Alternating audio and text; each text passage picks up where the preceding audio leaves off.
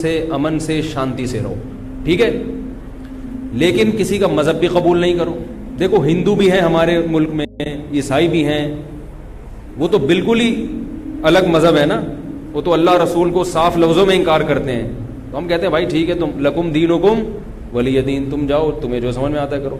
تو ایسے ہی شیعہ سنی کا جو اختلاف ہے وہ اگر زبان کی حد تک رہے، دلائل کی حد تک رہے تو ٹھیک ہے، لڑائی بڑائی والا معاملہ ہوگا تو معاملہ کیا بنے گا؟ کیچڑ اچھالنا ایک دوسرے پہ۔ تو میں ایک بات آپ سے کر رہا ہوں کہ آپ اپنے بارے میں یہ فیصلہ کریں کہ آپ کیا ہیں، یا تو ادھر ہو جائیں یا ادھر ہو جائیں۔ تو اگر آپ شیعہ ہیں ٹھیک ہے، پھر وہ جو کر رہے ہیں وہ ان کا مسلک ہے، آپ کریں وہ جائیں۔ لیکن اگر آپ سنی ہیں تو پھر آدھا سنی آدھا ادھر آدھا ادھر، بیچ کا نہ بنے۔ میں بھی بیان میں عرض کر رہا تھا نا آخر میں کہ بیچ کا کسی کو بھی پسند، میرا خیال ہے آپ لوگ کو ہوتا ہے، شاید نہیں ہوتا نا کسی کو بھی پسند۔ قدرت نے کسی کو بیچ کا بنا دیا اللہ کی طرف سے، وہ تو اللہ کی طرف سے آزمائش ہے، لیکن خود سے کبھی بھی بیچ کا بننے کی کوشش مت کرو۔ تو یا تو ادھر ہو جاؤ یا ادھر ہو جاؤ۔ اب ہمارے ہاں لوگ کیا کر رہے ہیں، جو سنی ہیں سنی، محرم میں حلیم پکا رہے ہیں، حلیم کھا رہے ہیں، محرم میں سبیلیں لگا کے بیٹھے ہوئے ہیں، سبیلوں سے پانی پی رہے ہیں، محرم میں مرثیے سن رہے ہیں، رکشے والے بھی مرثیے لگا کے، ٹیکسی والے بھی مرثیے لگا کے۔ تو بھائی یہ اسلام نہیں ہے، یہ سمجھ رہے ہو؟ جو اس کو اسلام سمجھتا ہے وہ کرے، لیکن ہم سنی مذہب جو ہے وہ اس کی نظر میں یہ اسلام نہیں۔ نبی صلی اللہ علیہ وسلم نے لعنت فرمائی ہے میت پہ نوحہ کرنے والوں پر، سمجھ رہے ہو؟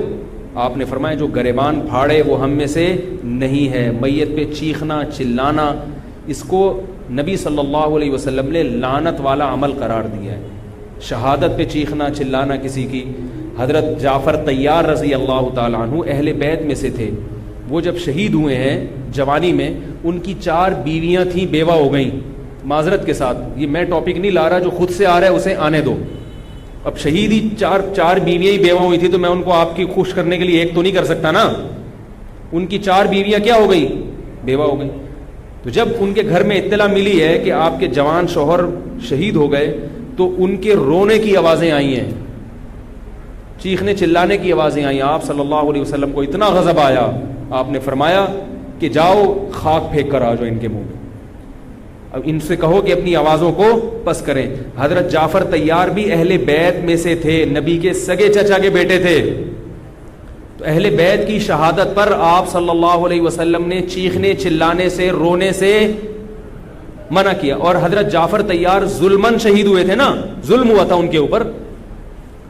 تو اسی طرح ہم یہ کہتے ہیں کہ جیسے حضرت جعفر طیار اہل بیت میں نبی کے سگے چچا زاد بھائی، حضرت حسین نبی کے نواسے، تو جیسے حضرت جعفر طیار کی شہادت پہ چیخنے چلانے والے کو نبی صلی اللہ علیہ وسلم نے پسند نہیں کیا، حالانکہ ان کی بیویوں کا رشتہ، بیوی کا جتنا قریبی رشتہ اپنے شوہر سے ہوتا ہے، اتنا قریبی رشتہ ہمارا حضرت جعفر طیار یا حضرت حسین سے نہیں ہے۔ رشتہ یقیناً ہے، مگر اتنا قریبی نہیں جتنا بیوی کا ہوتا ہے، اولاد کا ہوتا ہے۔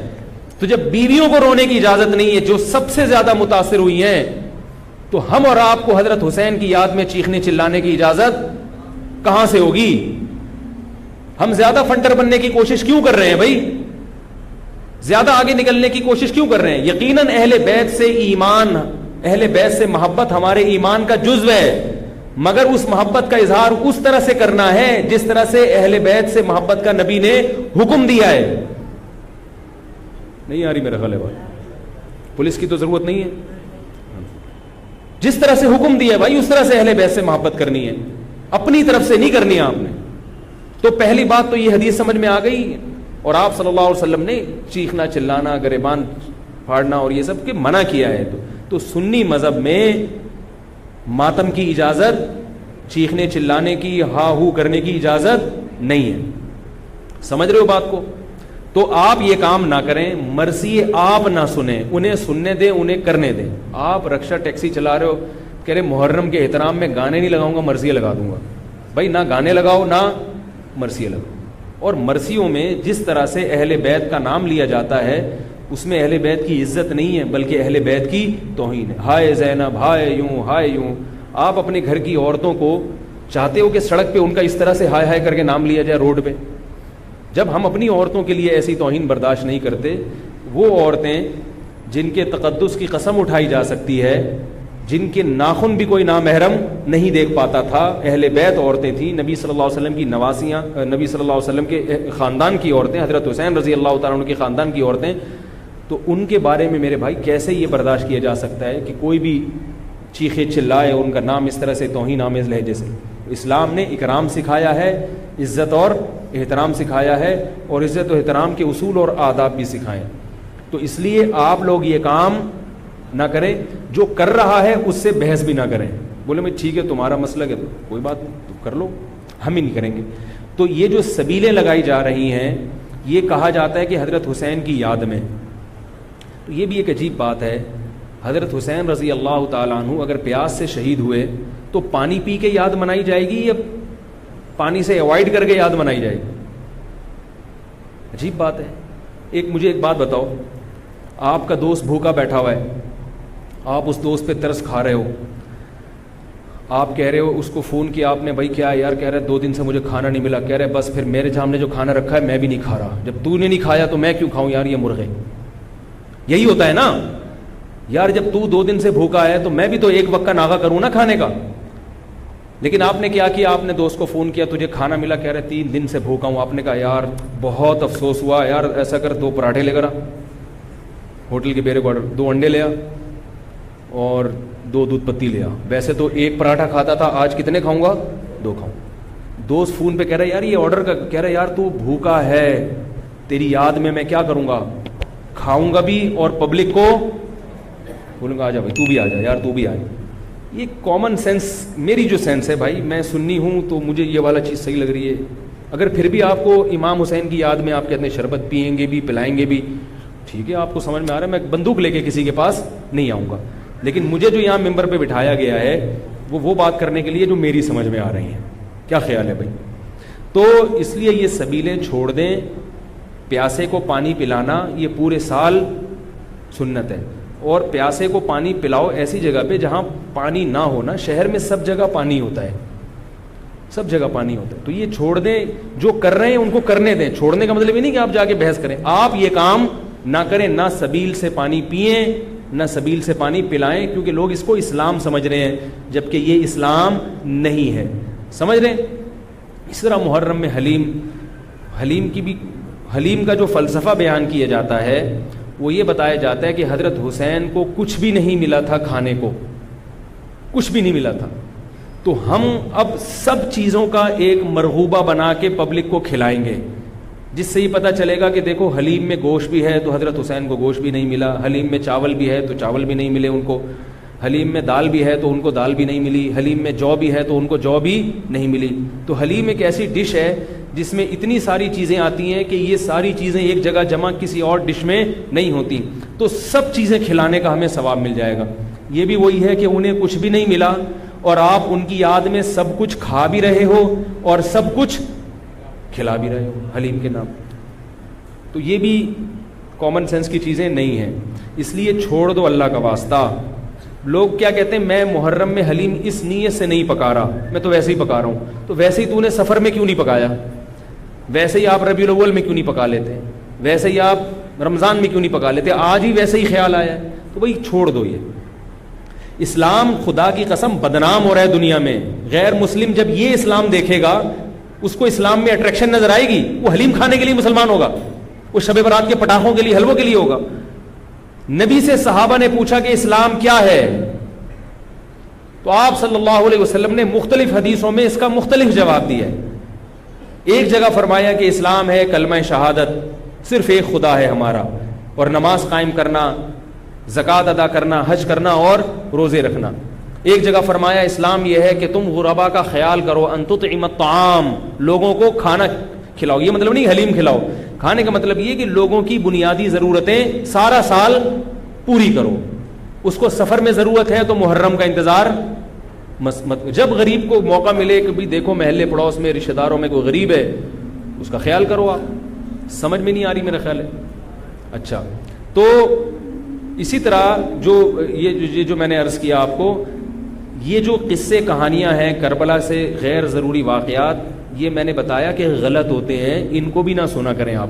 ان کے غلط ہونے کی ایک دلیل تو میں بیان سے پہلے دے چکا ہوں. ایک اور دلیل کہ جو خطیب لوگ چاہے وہ شیعہ ہوں یا بعض سنی, سب میں ہیں ایسے لوگ, تو یہ غلط ہونے کی بڑی دلیل ایک اور یہ بھی ہے کہ اگر یہ قصہ خطیب لوگ جو حقیقی واقعہ ہے وہ بیان کرتے تو ایک ہی قصہ کئی بار انسان سن نہیں پاتا.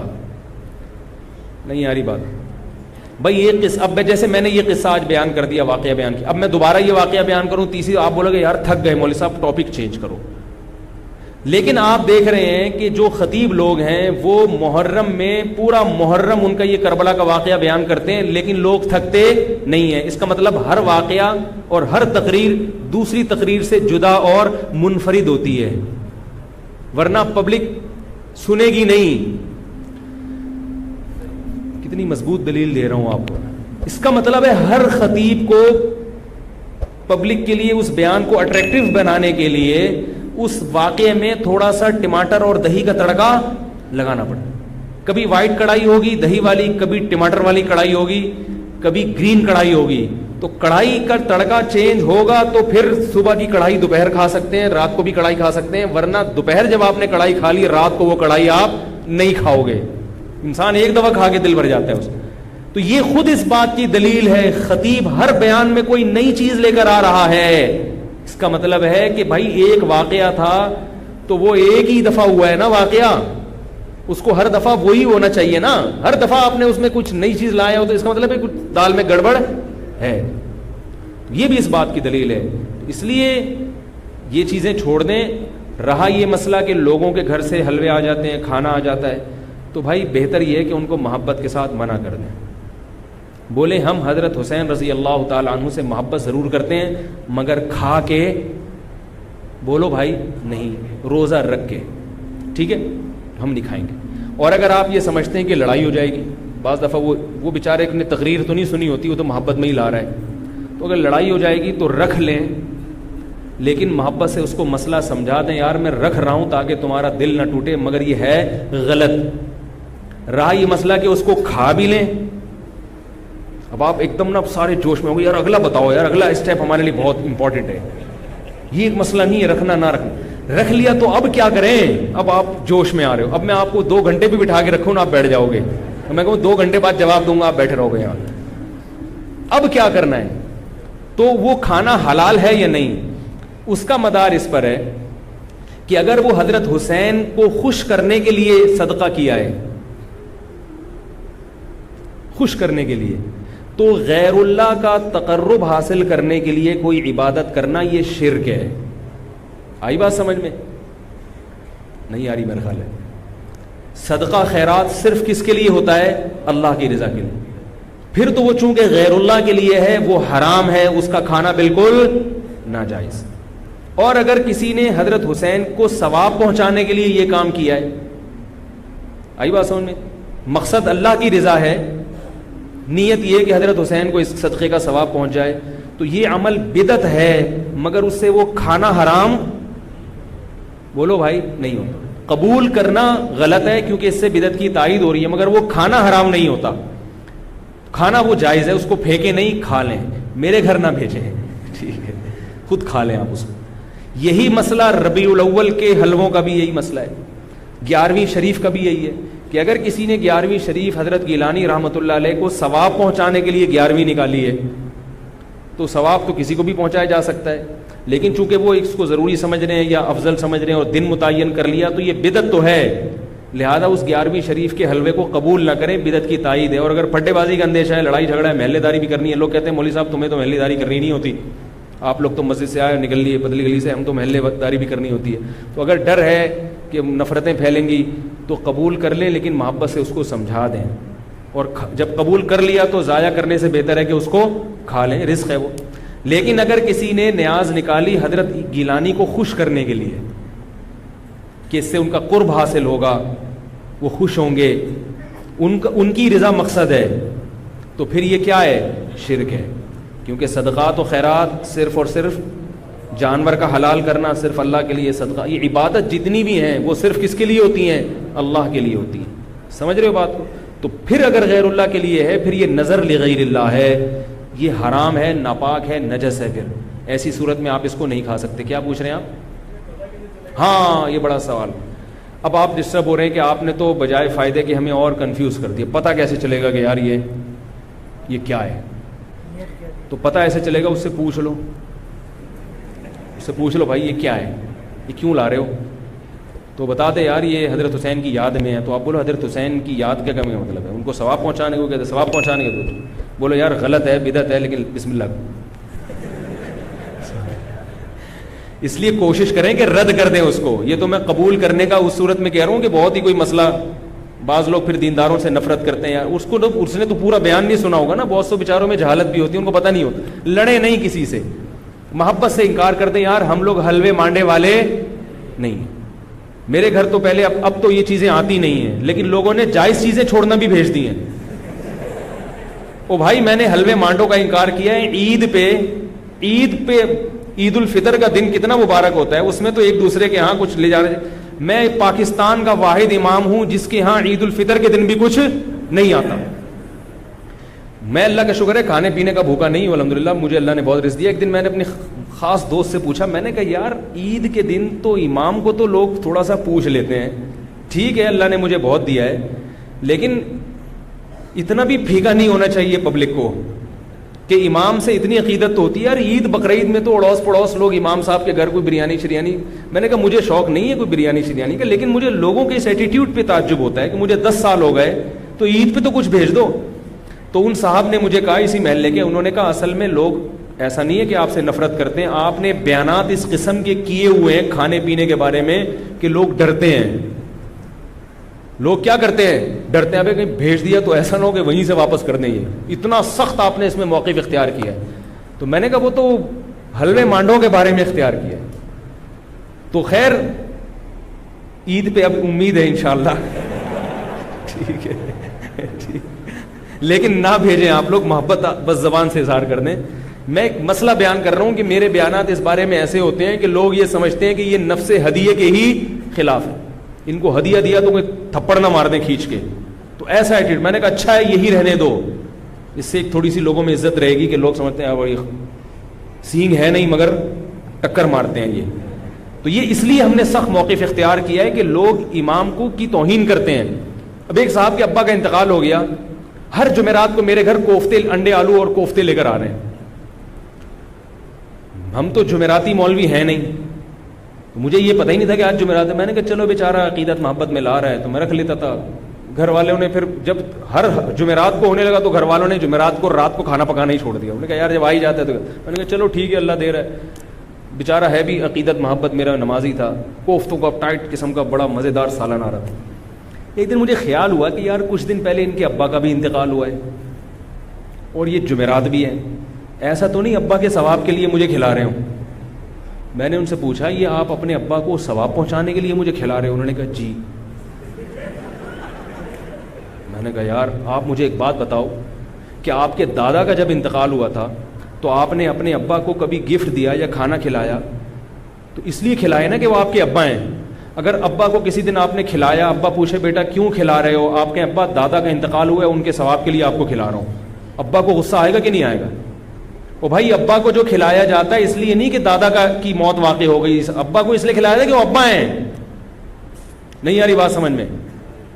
آپ اپنی منگیتر کو ایزی لوڈ کرا رہے ہو 500 کا, وہ کہے بھائی کیوں کرا رہے ہو؟ اصل جواب یہ کہ بھائی وہ تو غلط ہے یہ ایزی لوڈ نہ کرایا کریں, لیکن جو آج کل عرف چل رہا ہے آپ کیا کہو گے؟ بھائی ایک تعلق ہے, ایک محبت ہے, میں چاہتا ہوں یہ رشتہ نہ ٹوٹے, یہ کہو گے نا.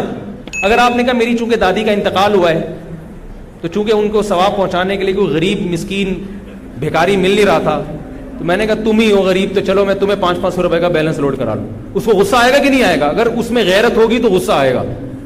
تو یاد رکھو عزت دار, جس کو عزت دار, میں نہیں کہہ رہا میں عزت دار ہوں, لیکن جس کی کو آپ عزت دار سمجھتے ہو اس کو ہدیہ دیا جاتا ہے, اس پہ صدقہ نہیں کیا جاتا, ثواب پہنچانے کے لیے نہیں, ہدیہ دیا جاتا ہے اس کے اکرام کے لیے, اس سے محبت بڑھانے کے لیے, اس سے تعلق بڑھانے کے لیے. تو علماء کو ہدیہ دیا کرو ثواب کی نیت سے نہیں, محبت کی نیت سے. ثواب غریبی میں خود بخود ملے گا. نہیں یاری میرا خیال ہے ثواب خود بخود غریبی میں مل جائے گا.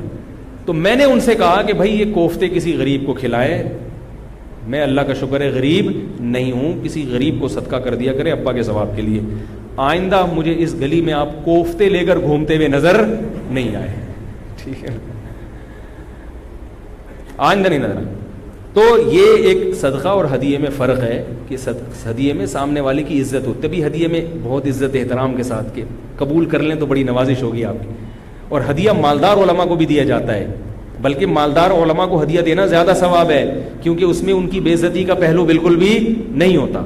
ہمارے حضرت فرمایا کرتے تھے مالدار عالم کو ہدیہ دینا زیادہ ثواب ہے, اس لیے کہ اس میں اس کی بے عزتی کا بالکل بھی آپشن نہیں ہے. وہ کبھی بھی آپ اس کو یہ نہیں دکھا سکتے کہ میرے ٹکڑوں پہ پل رہا ہے, وہ کہے گا میرے پاس اللہ کا ہدیہ تم سے زیادہ ہے. تو کہاں سے کہاں بات چلی گئی.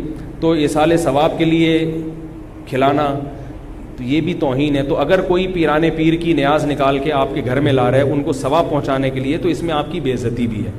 اس میں آپ کو یہ ثابت کرایا جا رہا ہے کہ آپ چونکہ محلے میں سب سے غریب ہیں, ان کو ثواب پہنچانے کے لیے مجھے آپ سے زیادہ کوئی مستحق نظر نہیں آیا, میں نے کہا چلو بسم اللہ. تو آپ کہیں بھائی ہم غریب نہیں ہیں, ہم ہدیہ قبول کرتے ہیں, صدقات و خیرات قبول نہیں کرتے. اگر غریب ہوں تو بھی یہ کہہ دیں کہ غریب نہیں ہے. اپنی غربت بیان کرنی ہے تو اللہ کے سامنے بیان کرو نا, پبلک کے سامنے کیوں بیان کرے آدمی. کیا خیال ہے, غریب ہو کے بھی آدمی رہے ایسے جیسے اس سے بڑا. ہمارے حضرت بہت مسکین تھے, غریب تھے 60 سال کی عمر تک, لیکن فرماتے میں رہتا ایسے تھا, پبلک سمجھتی تھی اس محلے میں ان سے زیادہ پیسے والا کوئی ہے ہی. لوگ کہتے ہیں مجھ سے آ کے قرضے مانگتے تھے, ایسی شان کے ساتھ انہوں نے. مولوی تھے, مولوی ایسے ایسے مولوی بھی ہیں مارکیٹ میں, دیکھو آپ, مولوی تھے مگر ایسے رہتے تھے, کہتے ہیں لوگ مجھ سے آ کے قرضے مانگتے تھے. تو اپنے بارے میں فیصلہ کریں کہ ادھر ہیں یا ادھر. اگر سنی ہیں تو مرثی سننا چھوڑ دیں. کربلا کے واقعات جو مستند ہیں وہ علماء کی کتابوں میں پڑھیں, ٹھیک ہے, ایک تاریخی علم ہے, لیکن ہماری شریعت پہلے سے کامل ہے, ہم نے اسی کو فالو کرنا ہے. محرم میں شادی بھی ابھی کیا کریں. محرم میں شادی کے بہت سارے فائدے ہیں. ایک یہ کہ برکت ہوگی انشاءاللہ, محرم کا مہینہ ہے. دوسرا فائدہ یہ کہ بدعت کی, جو لوگ سمجھتے ہیں محرم میں شادی غلط ہے تو بدعت کی مخالفت ہوگی, اس کا الگ سے ثواب ملے گا. تیسرا فائدہ یہ کہ محرم میں شادی ہال سستے ہوتے ہیں, سستے میں شادی ہو جائے گی. کیا خیال ہے؟ تو فائدے ہی فائدے, مزے ہی مزے. اور رہا یہ مسئلہ کہ محرم میں شادی ہوئی اور خدا نخواستہ ناکام ہو گئی. اب لوگ یہ بھی کرتے ہیں, ناکام ہو جائے, کہہ رہے ہیں محرم میں ہوئی تھی نا اس لیے. تو ان سے بولو بہت سے میرے علم میں ایسے ہیں جنہوں نے ربیع الاول میں کی تھی, ان کی بھی ناکام ہو. شادی کے کامیاب ہونے یا ناکام ہونے کا تعلق اس سے نہیں ہے کہ رمضان میں ہو رہی ہے کہ محرم میں, وہ اس سے ہے کہ میاں بیوی کا رشتہ جوڑ کا تھا یا نہیں تھا, دونوں تمیز سے رہنا چاہتے ہیں کہ نہیں چاہتے. اگر دونوں تمیز سے رہنا چاہتے ہیں تو کہیں بھی نکاح ہوگا انشاءاللہ کامیاب ہوگا. اگر دونوں تمیز سے یا دونوں میں سے ایک میں اڑی ہے, وہ رہنا ہی نہیں چاہتا تمیز سے, تو حرم کے اندر بیت اللہ کے اندر بھی نکاح ہوگا تو وہ ناکام ہو جائے گا. سمجھ گئے؟ اللہ تعالی ہم سب کو سمجھنے کی, عمل کرنے کی توفیق عطا فرمائے. الحمدللہ رب العالمین.